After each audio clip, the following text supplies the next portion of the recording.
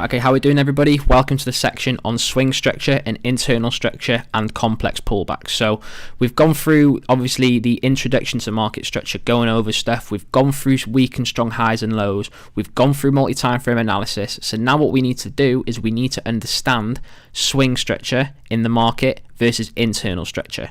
So when we're looking at any financial chart, and what we spoke about before is we have swing structures, and within these swing structures we have other swing structures. So we've got higher time frame structures, and they're made up of swing points, and then we have inside that we have other swing points, and the whole thing is just made up of swing points within the market. And what we do is we use our time frames to help us read and understand these swing structures, okay? Because think about it, when we have a specific time frame, we have weak and strong highs and lows, and we know when we think about sort of the given trend and direction, if we're bullish, for example, we have weak highs in the market and strong lows. So when we're bullish, we expect to see these highs consistently being put into the market and these higher lows not to get broken. So our swing structure in this given example, we are bullish, which is what we've got in front of us right here. But as you remember, if we saw in the very first introduction video, the markets aren't always just going to be up, down, up, down. To put in this structure, we have to be putting in complex structure within it. So if we look at what we've got going on here, what we've got is an example of a bullish market structure. So we can see here we have this higher high and we have this higher low, and it's led to a breaker structure that's now put in a new higher high. So what this means straight away is if we were using, let's just say, the 4-hour time frame, right? We understand that if this was, let me just put H4, right? It's just so we can understand. This is the H4 time frame, right? So we understand following this break of structure to the top side, we are bullish on the 4-hour, okay? Following from this is our swing low that's led to this swing high, okay? And now what are we doing? We are now contained within this swing point, So if I put a range tool just to see, this is our swing high to swing low. And this indicates, because we've had this bullish breaker structure, that we are bullish on the 4-hour. So everything that happens inside of these swing points is what we call internal structure. It is not swing structure to this specific time frame, because what's happening is the internal structure of, say, the 4-hour, which is what we've got here. The internal structure will be lower time frame swing structure, and this is what we mean by when we use multi-time frame analysis. We understand whether something is swing structure and internal structure. We then use multi-time frame to understand how we use these different swing points to get involved in trades, right? So if we're just looking at this from the example of a 4-hour, right, we said we had the higher high, pull back, higher low, let's put in a new higher high, right? What this is left now, we know, is a protected higher low in the market. So we know, as long as bullish price action is to remain, we know that this low should not get broken. So what do we expect? We expect to see a new higher low in the market before a new higher high, which is what we've got. But how do we trade this and understand this? So on the 4-hour, well, let's just take it back first. Depending how you want to trade the market will depend which time frames you want to use. So when I trade intraday, I use the 15-minute H1 and H4 and the daily as well. Okay, now, like we said, your daily, or so, for example, in this case, 4-hour is bullish, right? Following this breaker structure here, okay? And we know and say to ourselves, our swing structure is bullish. So we have an expectation on the 4-hour that we expect to see a new higher low in the market before then putting in this new higher high and then leaving a new confirmed protected higher low. But what this internal structure is this internal structure is lower time frame swing structure. So despite when we see now we've got this swing high on the 4-hour and the swing low, when price starts to pull back, this is now what we call a complex pullback. So when price has got a swing point, a swing low and a swing high, when price starts to do range and starts basically putting in structure in between two swing points such as this is what we call a complex pullback, because despite price pulling back and giving us bearish breaks, or what you'd say as a break of structure, it is on a lower time frame. So just because we're getting these bearish breaks of structures, this does not mean we are bearish on the 4-hour time frame, because our 4-hour time frame is bullish because we've had this bullish break of structure right here. This is our protected low.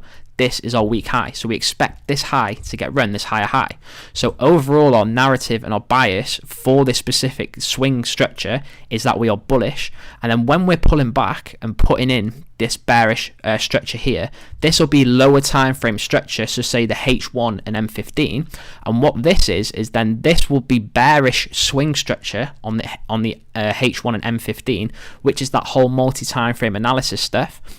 So when we know that we are, for example, bullish on H4 from here to here, but then we're bearish on, say, M15 and H1, this is telling us that we're putting in an overall pullback, okay, of the higher time frame H4 bullish structure. Okay, so what we need to understand is the difference between swing structure and internal structure, because the swing structures will determine our overall understanding of where the protected highs and lows are in the market and the weak highs and lows are in the market.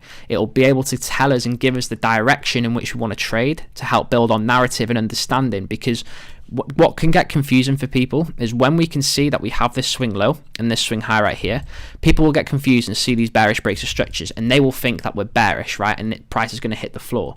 But what you got to understand is on the overall higher time frame, we are still within bullish swing structure. This is our swing structure. Okay, we have an expectation to come and put in a new higher low before we come and put in a new higher high within the market, and all this internal structure and the complex pullback, which is just price that is stuck between two swing points right here. If price is stuck between these two swing points, anything that happens in between the swings is what we call this complex pullback. So that is what this is right here. Okay, and any breaks or structures that we have within this swing structure is internal structure and does not change the overall trade direction and bias of this specific swing points, because we know that this is currently our true swing structure, right? This is our weak high, this is our strong low. We're bullish. What do we expect when we're in a bullish trend? We expect to see a new higher low in the market before a new higher high, which is what we get. Okay, we get a new higher low before a higher high. So that is our expectation, a new higher low before a new higher high when we're in a bullish trend. And then obviously, like I said, we get now these internal breaks of structures on the 4 hour, which we know would be lower time frame swing structure. Okay, and then once you can see now we've had realignment of internal structure. Okay, so we can see obviously this is bearish internal structure.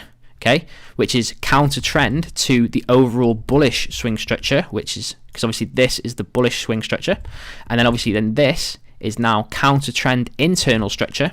Once now we've had potentially a break of structure bullish of internal structure as well as external structure, which is the swing structure, this is now giving us the indication that we might have structural alignment occurring.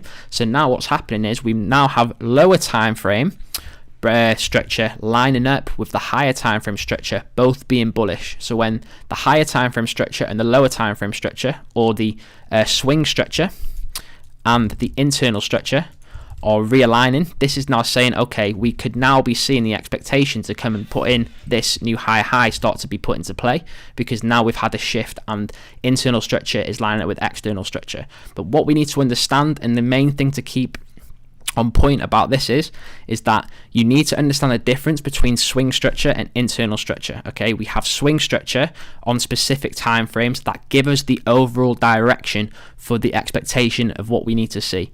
So we can see here we have the H4, and just looking at this, following this break of structure and this push up, we've got this higher high in the market and this higher low.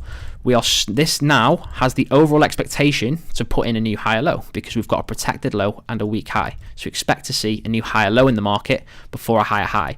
So for price to put in this higher low in the market, it will have to pull back, right?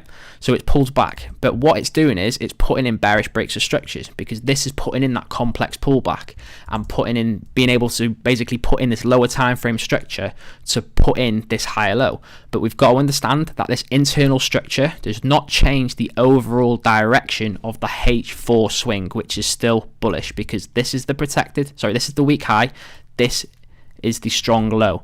We do not expect this to get ran. We've got a weak high. We expect to put in a new higher low before a new higher high. So just understand, internal structure does not change the overall direction of the current time frame that you're on, but what we know is internal structure is actual lower time frame true swing structure, and that is what we mean. So this on a lower time frame is going to be swing structure, and this is how you piece together trade ideas. So we know that being bullish on this specific time frame, if we're putting in bearish internal structure, we know that we are simply playing a pullback of the higher time frame bullish structure.